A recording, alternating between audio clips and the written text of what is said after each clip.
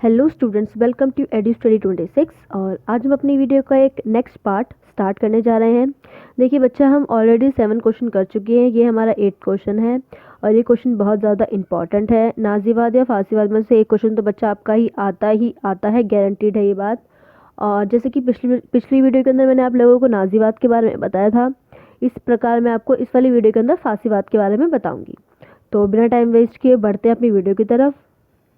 हमारा क्वेश्चन है, फासीवाद क्या है? इटली में फासीवाद के उदय के लिए मुसोलिनी किस हद तक जिम्मेदार था?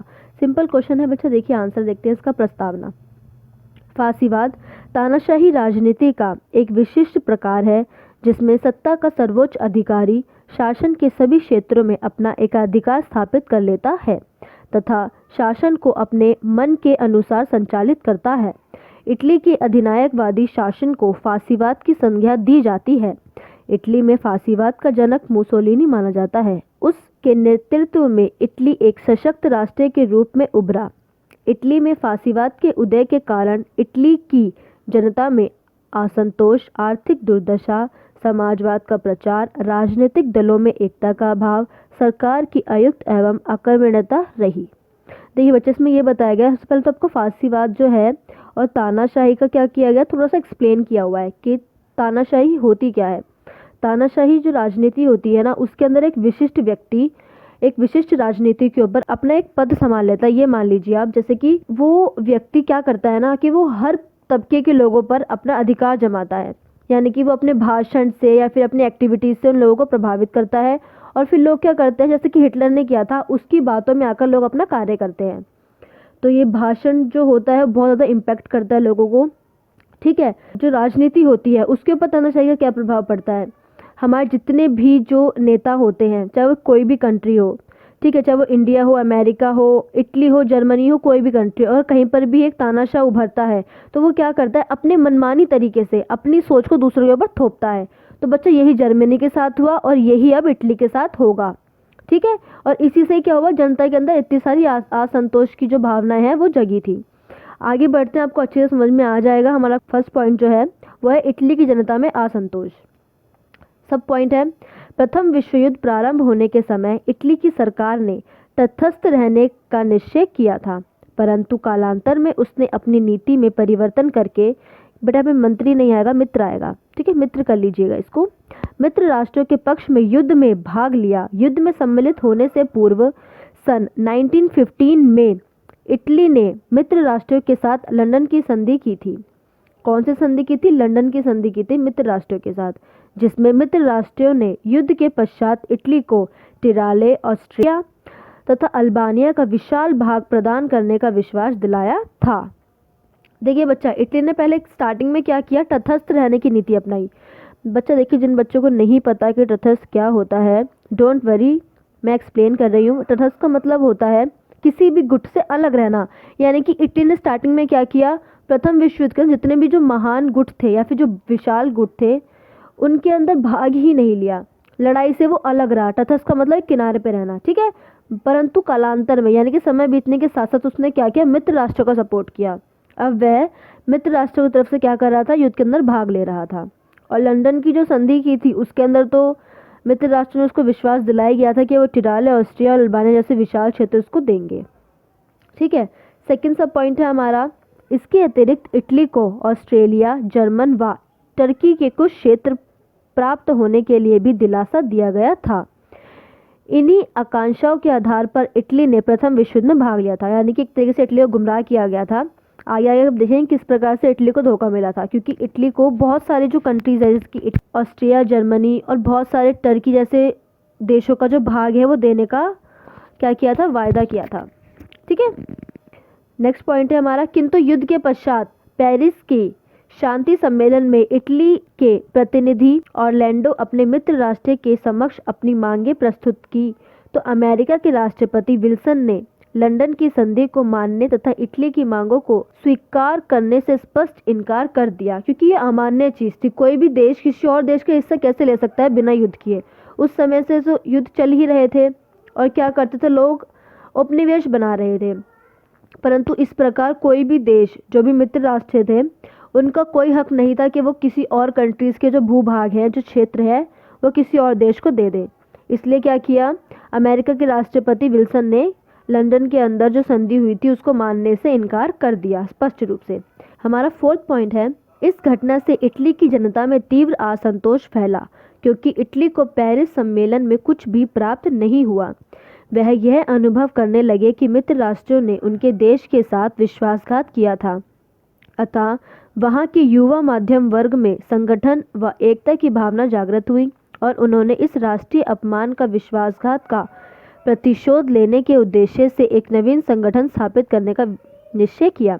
बच्चा इसके अंदर क्या हुआ कि जो इटली था उसको ये बात पता चल गई कि उसके साथ बहुत बड़ा धोखा हुआ है। और अब क्या हुआ था कि वहाँ के जो युवा वर्ग थे, यानी कि जो जवान बच्चे थे, वहाँ की यूथ था जो इटली का, उसके अंदर असंतोष इतना ज़्यादा बढ़ गया कि उन्होंने निश्चय किया कि अब तो हमें कुछ करना पड़ेगा, तभी हमारी कंट्री का कुछ हो पाएगा। ठीक है बच्चा, बढ़ते हैं नेक्स्ट पॉइंट की तरफ। 2nd पॉइंट है हमारा आर्थिक दुर्दशा।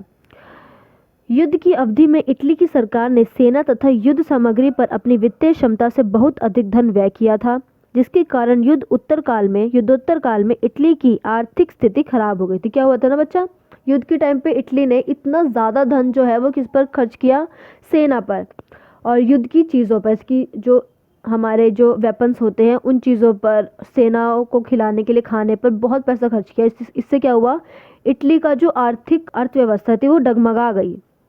ठीक है, बढ़ते नेक्स्ट पॉइंट की तरफ। राष्ट्रीय ऋण का भार बढ़ गया। मुद्रा का मूल्य दिन प्रतिदिन गिरने से व्यापार, उद्योग तथा सार्वजनिक जीवन के क्षेत्र में अभूतपूर्व व्यवस्था उत्पन्न हो गई। देखिए बच्चे कितना ज़्यादा इम्पैक्ट पड़ता है ऐसे। बेरोजगारी बढ़ने से लोग भूखे मरने लगे। उनके पास न धन था, न व्यवसाय, न रोजगार और न भविष्य के लिए कोई योजना थी। इस देशव्यापी असंतोष व आर्थिक दुर्दशा के कारण लोगों ने तत्कालीन सरकार की नीतियों की कटु आलोचना की तथा उन्होंने देश के राजनीतिक क्षेत्र में आमूल परिवर्तन करने का निश्चय किया। फासिस्ट दल का उदय भी इसी असंतोष का परिणाम था। बच्चा देखिए, ये जितनी भी बातें घूम रही है ना आसपास, ये सब क्या है, इटली की दुर्दशा बता रही है कि इटली कितना ज़्यादा परेशान था और किस प्रकार जो मुसोलिनी था उससे अपनी चीज़ों को बोलने का जो क्या मिल रहा था, मौका मिल रहा था। जैसे कि जर्मनी में किसको मिल रहा था बच्चा, हिटलर को मिल रहा था। तो बच्चा कनेक्ट करते रहे कीजिए। ठीक है, बढ़ते नेक्स्ट पॉइंट की तरफ। समाजवाद का प्रचार। इटली की खराब आर्थिक स्थिति तथा देशव्यापी असंतोष का लाभ उठाकर कुछ विदेशी दलों ने जनता में अपने कार्यक्रम व सिद्धांतों का प्रचार करना प्रारंभ कर दिया। उसमें से सर्वाधिक प्रसिद्ध और लोकप्रिय समाजवादी प्रजातांत्रिक दल था, जिसके सदस्य मार्क्सवाद के समर्थक थे। वह समस्याओं के समाधान के लिए संवैधानिक उपायों की अपेक्षा सीधी कार्रवाई में अधिक विश्वास करते थे। इस दल के कार्यकर्ताओं में अधिकतर बेरोजगार श्रमिक, कृषक तथा निम्न मध्यम वर्ग के लोग थे, जो रूस की बोल्शेविक पार्टी की विचारधारा से अत्यधिक प्रभावित हुए। बच्चा पार्टियों का नाम बहुत ज़्यादा ध्यान रखना, बहुत काम आने वाला है आपके। सन 1919 में इटली में संपन्न हुए संसदीय चुनावों में समाजवादी दल को महान विफलता मिली और 574 स्थानों में से 156 स्थानों पर इस दल के उम्मीदवार विजयी हुए। फासिस्ट दल भी राष्ट्रीयता के सिद्धांत से प्रेरित था, अस्तु समाजवादी दल था। समर्थकों ने विशिष्ट दल को पूर्ण समर्थन प्रदान किया। हमारा 4th पॉइंट है राजनीतिक दलों में एकता का अभाव। यानी कि जब राजनीतिक दलों में एकता नहीं होगी तो फिर तो कोई भी देश चल ही नहीं सकता। उस समय इटली में विभिन्न राजनीतिक दल थे, किंतु उसमें परस्पर एकता नहीं थी। इस मतभेद के कारण संसद में किसी भी दल को स्पष्ट बहुमत प्राप्त नहीं हो पाता था। विशिष्ट दल ने अन्य दलों की पारस्परिक छूट का लाभ उठाया और सिद्धांतों का जनता में खूब प्रचार किया। पर देखिए यही होता है जब राजनीति के अंदर दल, जितने भी दल होते हैं, जितनी भी पार्टीज होती है, अगर उनके अंदर एकता नहीं होती तो ऑब्वियस सी बात है, सब लोग अलग अलग लोगों को वोट देंगे, अपने पसंदीदा, बहुमत प्राप्त नहीं होगा। परंतु अगर एक विचारधारा बहुत ज़्यादा फैलने लगती है, जैसे कि कोई भी पार्टी हो, बोल्शेविक पार्टी हो, कोई अन्य पार्टी हो इटली की, तो क्या होता है, बोलबाला बढ़ जाता है और लोग ज़्यादा से ज़्यादा वोट करते हैं और सपोर्ट करते हैं उस नेता को जो लोगों के मन में भा जाता है। ठीक है, बढ़ते हैं नेक्स्ट पॉइंट की तरफ। सरकार की अयोग्यता एवं आलस्य। इस प्रकार युद्धोत्तर काल में इटली की आंतरिक स्थिति शोचनीय थी। पेरिस शांति सम्मेलन के निर्णय के प्रति संपूर्ण इटली में असंतोष व्याप्त था। देश का आर्थिक ढांचा अव्यवस्थित हो गया था, किंतु इटली की तत्कालीन सरकार ने जनता की समस्याओं को हल करने तथा अव्यवस्था, अराजकता और असंतोष को दूर करने के लिए कोई प्रभावी कदम नहीं उठाया। देखिए बच्चे, इसलिए कहते हैं जब डगमगा गई पूरी राजनीति युद्धोत्तर काल के समय, तो लोगों की मांगें नहीं सुनी जा रही थी, बिल्कुल भी लोग खुश नहीं थे। और अगर किसी भी देश के लोग खुश नहीं होते तो वो सरकार तो गिरनी ही होती है, तख्ता पलट तो होना ही होता है, ठीक है। और अब बस खाली ये देखते जाइए कि मुसोलिनी जो था उसको ये सब मौके मिल रहे थे कि वो अपनी बातों को लोगों के आगे रखे और फांसीवाद का उदय करे। हमारा अगला पॉइंट है सरकार की आलस्यता के विरोध में 1920 में समाजवादी दल के सहयोग से देश के श्रमिकों व कृषकों ने विद्रोह कर दिया और उन्होंने लगभग 100 कारखानों पर अधिकार कर लिया। इतना ही नहीं, उन्हें चैम्बर ऑफ ड्यूटीज़ की कुल सीटों के 1/3 भाग पर अधिकार करने में भी सफलता प्राप्त हो गई, किंतु सरकार ने समाजवादियों की बढ़ती शक्ति का दमन करने का कोई प्रयास नहीं किया। यानी कि सरकार हाथ पे हाथ धरे बैठी थी, वो कुछ कर भी नहीं रही थी और देखे जा रही थी चीज़ों को, बस हो रही थी चीज़ें वहाँ इटली के अंदर, ठीक है।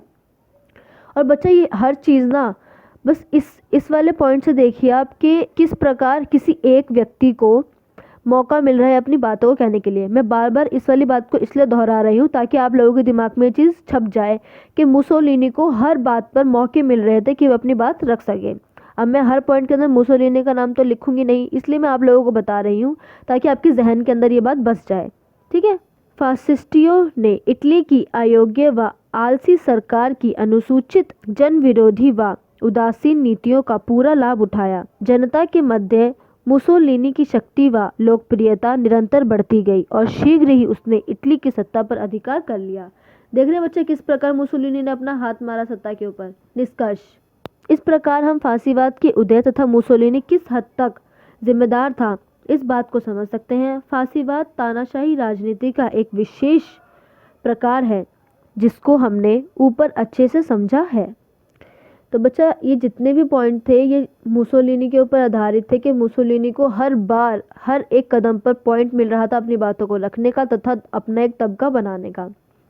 तो बच्चा अगर आपको मेरी वीडियो अच्छी लगी तो मेरी वीडियो को लाइक करें, मेरे चैनल को सब्सक्राइब करें और मेरी आने वाली वीडियो के नोटिफिकेशन पाने के लिए बेल आइकन को प्रेस ज़रूर कर दें। बच्चा आपको कोई भी डाउट हो आप मुझे मेल कर दीजिए, आप मुझे कमेंट कर सकते हैं और मेरी वीडियो को शेयर ज़रूर कीजिए, लाइक ज़रूर कीजिए। मुझे बहुत बहुत बहुत खुशी होती है जब आप लोगों के पॉजिटिव कमेंट्स आते हैं।